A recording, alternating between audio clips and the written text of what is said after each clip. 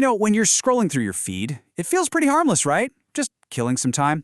But what if I told you that you're actually on a geopolitical battlefield? Seriously, what you see, what gets pushed to the top, and what gets buried, that's at the very center of a massive global power struggle.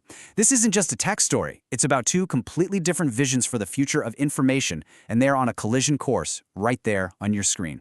To really get a handle on the stakes here, let's start with a number: 1.6 billion. Think about that for a second. According to the Electoral Integrity Project, that's how many people voted in 2024. It was the biggest election year in human history, this massive supercycle of democratic activity. And in a moment like that, well, the quality of the information we use to make our choices has never, ever been more important. But here's the catch. Behind that incredible turnout, there's a really troubling trend. That same report shows that the health of democracy around the world is, well, it's fracturing. Out of all the countries they looked at, way more saw the quality of their elections go down than go up. The very systems that are supposed to protect our democratic choices, they're getting weaker, not stronger. And that, right there, sets the stage for the battle to come. So here's how we're going to unpack this whole thing. First, we'll look a little closer at this year of cracked democracy.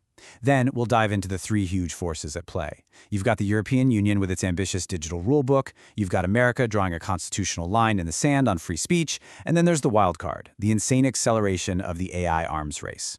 Finally, we'll see what happens when these things smash into each other and what it all means for, the future of our feeds. All right, first up, a year of cracked democracy. That historic wave of elections we saw in 2024, it didn't just showcase democracy in action. It put a giant, unflattering spotlight on all of its vulnerabilities, and it showed a global system that is absolutely under immense stress. And look, this isn't some problem happening over there in faraway places. We are talking about major established democracies. In the United States, disinformation and gerrymandering are still huge issues. Over in the UK, new photo ID laws ended up actually restricting people's ability to vote.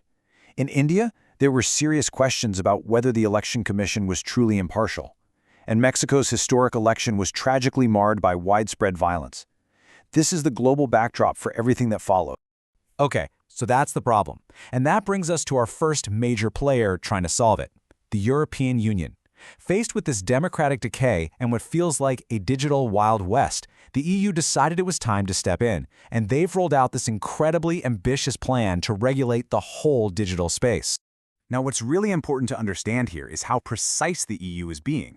They are deliberately avoiding the term fake news. Why? Because they see it as this loaded political weapon. Instead, they're focused on disinformation, which has a very clinical, specific definition. False information that is designed and spread on purpose to either cause public harm or to make a profit. So this isn't about opinions you just don't like, it's about malicious, coordinated campaigns. And their main weapon in this fight is something called the Digital Services Act, or the DSA. It is a massive piece of legislation that creates one single set of rules for all online platforms operating in the EU. And the goal is simple: force these platforms to take way more responsibility for everything they host, from illegal products to systemic risks like disinformation. But the DSA is really just the centerpiece of a much, much bigger strategy. The EU is also pushing for more transparency in algorithms, they're investing in media literacy, and they're empowering users. It's this whole comprehensive approach that leads to something called the Brussels effect. Basically, EU rules are so thorough that they often become the default global standard, whether other countries like it or not. All right, so that's Europe's playbook. Now let's cross the Atlantic to the second major force in this conflict: America's very, very different approach. For the United States, this isn't about consumer safety or market rules. For them, it all comes down to a bedrock constitutional principle: the First Amendment. And this recent Supreme Court ruling really gets to the heart of it all. The court has essentially said that when a social media company curates your feed, deciding what to show you, what to rank higher, that's not just some neutral technical process. They're saying it is an act of expression. It's a form of speech. And because of that, it is protected by the Constitution. So let's just put it all on the table. Here are the two worldviews, head to head. The EU believes governments have not just the right, but the duty to regulate these platforms to protect society from harm. The US believes that any government action that pressures a platform on how it handles lawful speech is a violation of fundamental rights. They are on a direct collision course. There's no way around it. And as if this huge ideological fight wasn't complicated enough, a third force just crashes the party: artificial intelligence. AI is the great accelerant here. It's the wild card that makes creating disinformation ridiculously easy, makes detecting it incredibly hard, and makes trying to regulate it a complete nightmare for everybody. I mean, the most obvious example of this is the deepfake. We're talking about AI-generated videos and audio that are just frighteningly realistic. And this isn't some future threat. Bad actors are already using this stuff for everything from complex fraud schemes to dropping potent misinformation right in the middle of those critical election cycles we talked about. And trying to police this technology? It is an unbelievable challenge. It's a constant cat-and-mouse game.